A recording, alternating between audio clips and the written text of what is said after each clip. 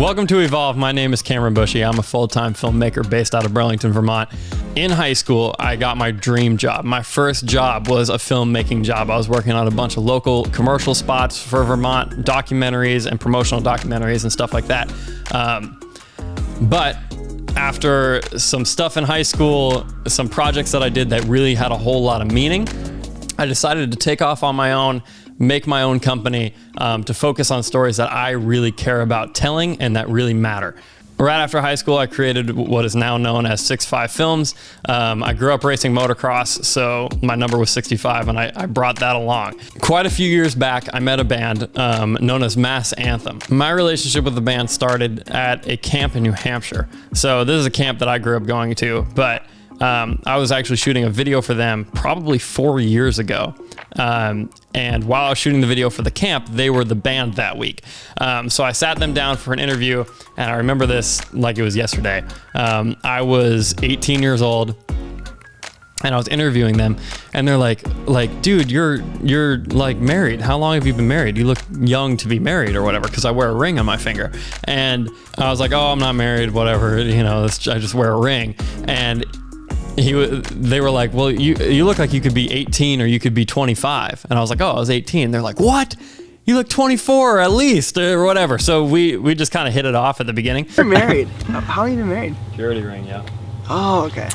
True love waits is what it says. I feel like you could be 18 years old or you could be like 29. I am 18. What? Yeah. Wow. No, you're not. Yeah.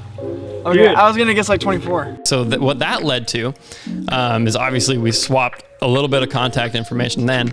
Like I just gave them my phone number if they wanted to do anything, because at 18 was the year that I started my company. So I was very early on about even making those kinds of relationships.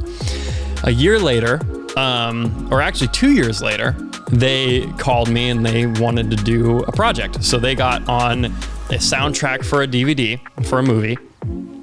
And every artist on the basically soundtrack, they asked them to make a video about the song that they made on the soundtrack. So I made that video for them.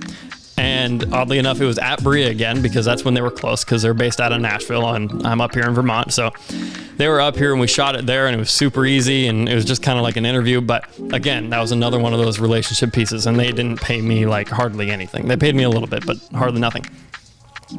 So then another year goes by, and then they're like, hey, we want to make an EPK. And an EPK is an electronic press kit.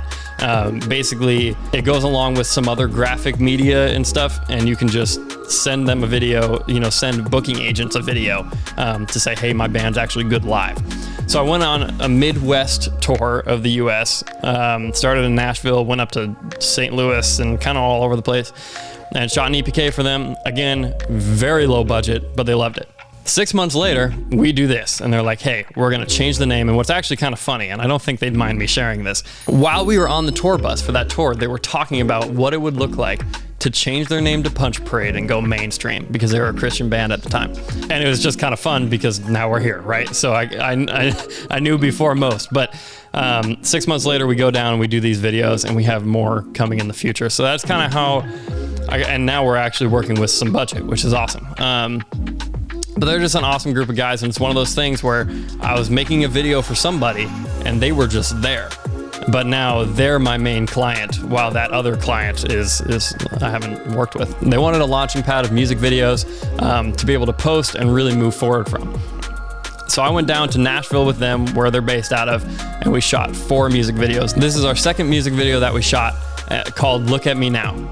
So there is an Instagram account called Preachers and Sneakers. So what Preachers and Sneakers does is they take pictures of pastors in their decked out clothes and their shoes while they're talking about giving, and just show next to them how much their clothes cost, how much their shoes cost. And it's these mega pastors wearing $900 Gucci belts and $3,000 Yeezys and all this stuff. And it's basically satire. So the band wanted to make a song about this Instagram account. So we partnered with them to make Look at Me Now. The whole song and the whole music video is a satire piece about preachers in super sweet and expensive clothes. The whole goal behind the song and behind the music video was not to make fun of anybody, but just draw attention to the conversation. So what did we do? We made a music video where the band is decked out in crazy clothes and just crazy colored shoes, driving around a bunch of sweet cars. So real quick, before we break it down, let's watch the music video start to finish.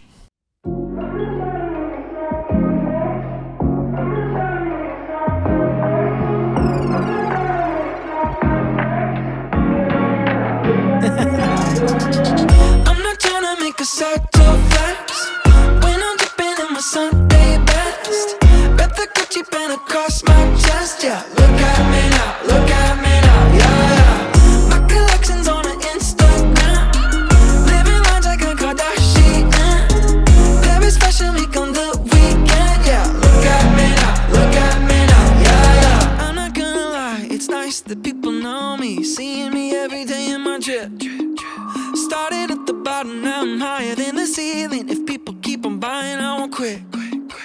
Living center stage, yeah, this room is looking so green. Game face, I'll be flexing in my tight jeans. My stage, yeah, you're looking at the OG. Look at me now. When I'm driving my Mazda, wearing Gucci and Prada, turning wine into water, drip like I'm underwater. I'm drinking sparkling water, nobody out there goes harder. I be bribing my daughter, I bought a ticket to Harvard. I'm not trying to make a subtle flex when I'm dipping in my Sunday best. Bet the Gucci band across my chest, yeah. Look at me now, yeah, yeah. My collection's on an Instagram, living life like a Kardashian. Paris Fashion Week on the weekend, yeah. Look at me now, yeah, yeah. You wish you had this life, I must have done something right. You can't believe your eyes when you look at me now. Feeling so high, got me on that elevation. Hold back, keep on preaching motivation. My style getting everyone's attention. Look at me now.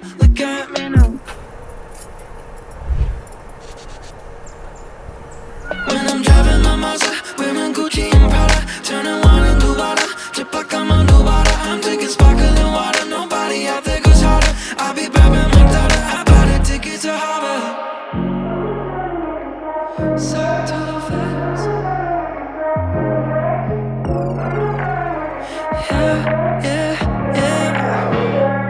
yeah. I'm not trying to make a subtle flex when I'm dipping in my Sundays, baby. Got the Gucci band across my chest, yeah. Look at me now, yeah, yeah. My collection's on an Instagram, living life like a Kardashian. Paris Fashion Week on the weekend, yeah. Look at me now, yeah, yeah.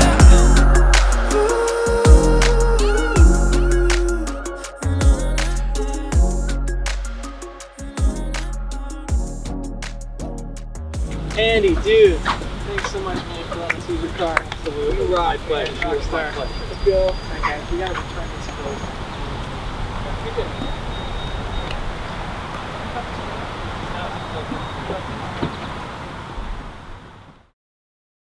So now that you've seen it, we're going to sit down and talk about all the fun stories and the little tricks that I used to make this high budget looking video, but it was really done kind of low budget, which is awesome because we only had a week to shoot 4 music videos, and this music video alone could have taken a week to shoot. So let's check this out. First shot has a fun story behind it because it's not Nashville at all. It's actually the road that I live on in Vermont. I decided that I was going to leave that shot for later, so I didn't have to worry about it in Nashville. And it was a super easy shot to get. All I did was hang out the back of my buddy's car and shoot at the road, and it worked. So of course, next shot, you got to open up with the sneakers because Preachers and Sneakers, they're promoting it, all that good stuff.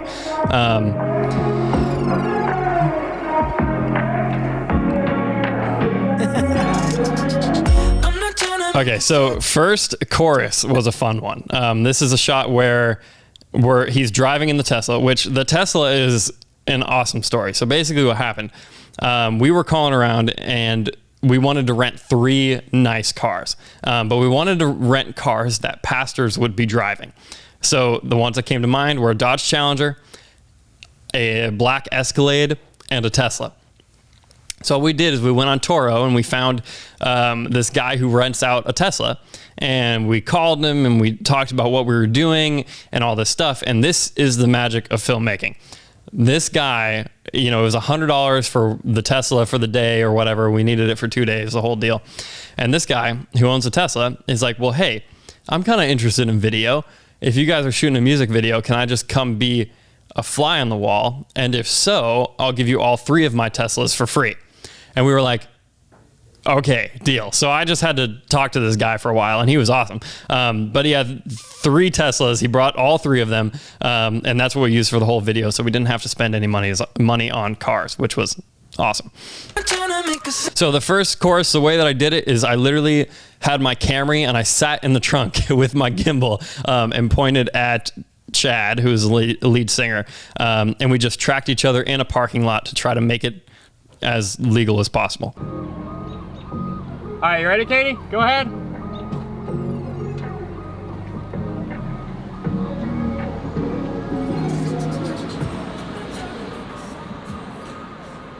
not trying to make a side too fast. When I'm dipping in my Sunday best, bet the Gucci band across my chest. Yeah, look at me now, look at me now, yeah. So this first scene, if you want to call it that, the whole purpose was they're going to church, basically. We shot it all in a church parking lot, just a random one. It was a giant mega church. So we shoot them all pulling up, and I shot all of this handheld. It was really quick because we only had a day to shoot the entire video. So we were really cranking, and the ideas were just highlight the shoes, highlight the watches, the clothes, and the cars. So that's what we did. So this would be one of those shots that's definitely just satire, a Bible in the front of a Tesla. So anyway, you know, trying to add to the conversation. So if you've ever done any sort of video work or any kind of art creatively ever, you can probably relate to this.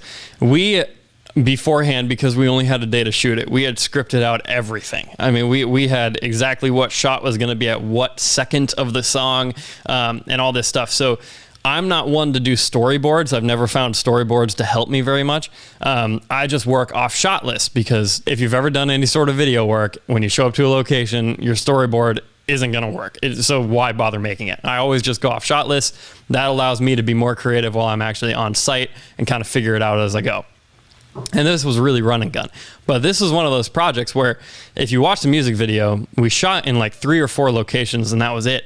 But we jumped all over the place the entire time. The whole plan for the music video was to start at the church, then we were going to drive to Chick-fil-A, and then we're going to drive somewhere else. But it ended up working far better by just going all over the place, which is a good lesson to learn. And it's always hard for me to do this, but you can throw away the plan. You know, the plan was to do this really smooth storyline as we thought, but the smoothest, you know, air quotes, storyline that we could find was actually just jumping all over the place, and that's okay. And that's something that we found in editing. That's something that we found in post. And before I get too ahead of myself here, this is the timeline that I was working with. So the way that I edited this video was kind of interesting. So starting at the bottom down here, these are just these clips at the bottom are just the full choruses. Like what I would do is I had a few shots. I actually had more than this. They're all over here, all disabled over here. But these are all just either the full chorus of them singing or the entire song of them singing. And I kind of had those at the bottom so I could always just easily cut back to them. And then at the top, all these quick cuts, this is all of your B-roll. This is all the driving. This is all the other stuff. So the way that I basically work is I work left to right? So I always edit videos in order. So I start at the left, I start at the beginning, obviously, and then end at the end, and then work my way up. So what I'll do is I'll start to the left at the beginning of the song and do all of the choruses, all of the stuff that I know I'm going to need to cut to. After that, I'll go do B-roll, and then I just start making my way up. So after the A-roll, if you will, them actually singing, I'll add my B-roll line. And then from there, I'll do graphics, and then I'll do titles, and then I'll do my color grade at the very top. And that's just kind of my way of working. I go left to right and then bottom to top. So this is a fun little story. The shot with these 3 girls on the bench, this was amazing. So we were in downtown Franklin in Tennessee, just walking around, getting shots of them, you know, looking into these like high caliber stores basically and looking at shoes through the windows and stuff like that. And what ended up happening is we were on the street and there were 3 models doing a photo shoot, and we're like, hey, do you guys want to be at our music video? And they're like, sure. So it never hurts to ask, you know? And this ended up being one of the funniest shots where they're walking past these three girls and they're fanning themselves, right? So completely ridiculous, and it's supposed to be ridiculous. That's the whole point of the music video and the whole point of the song. But another example of when you get to a location, just use what you can. Use what's available to you. So right here, there's a couple sunset shots. This is about halfway through the music video, and this is one of the only quote-unquote story structures that I used. And I use this in all of my videos. Basic rule of filmmaking is you're probably going to end where you started. And what that means is I knew at the last chorus I was going to use all my A shots, which all my A shots were shots that I shot on a rooftop at sunset at golden hour, because it was, remember, we shot this in one day, so we only had one golden hour to work with, which is kind of a bummer. If we had the whole week to shoot it, then we would only shoot at golden hour, and then the whole video would be awesome and pretty and all that stuff. But we only had a day to do it. So if we go back to the beginning, I tried to make this look the road shot look a little bit like sunset. But right after that shoe shot, we're going to be here. You know, this is our rooftop. Then in the middle of the song, I check in again. I check in again at the rooftop right in the middle, and then I end there. And that's just like very basic story structure. Is if you ever watch a movie, you'll notice, I'll take Lord of the Rings as an example because it's the best movie ever. You start in Hobbiton, you end in Hobbiton. After, even if it takes 3 movies, that's what you do. That's just basic story structure. So I always try to do that. So there's at least a little bit of an arc to it. So again, all these reaction shots right here are people we saw on the street and asked if they wanted to be in it, if with the exception of the dude who explodes a cup. He's actually the Tesla owner. That's his cameo. So he gave us the 3 Teslas. Okay, so this is probably my favorite part of the music video because I didn't tell the band that I was going to do this. So there's a moment where the song stops and he has to go in, rub a scuff off his shoe, and then the song starts up again, and they fell in love with it. I did it as a surprise. I kind of figured they were going to like it because it was a good spot for it and all that. But there's the fun story about this. And even when you're working on these bigger projects, you can do low budget stuff like this. So you'll notice we do one of those fancy zoom transitions in. That's a free transition. And then when he actually rubs his shoe, listen to the sound effect. So the way that I did that is I literally set up a shotgun microphone and I rubbed my floor in my studio. And that was it. And that's what made the noise. I tried a couple other things. Like I wanted to do like a really cheesy, like glass window kind of sound effect, like the squeaky. But I ended up just rubbing like this textured floor that I have, and it made a great sound. And that's the only one I recorded, and it worked. So I was happy with that. The hashtag blessed in the car. It's amazing. Okay.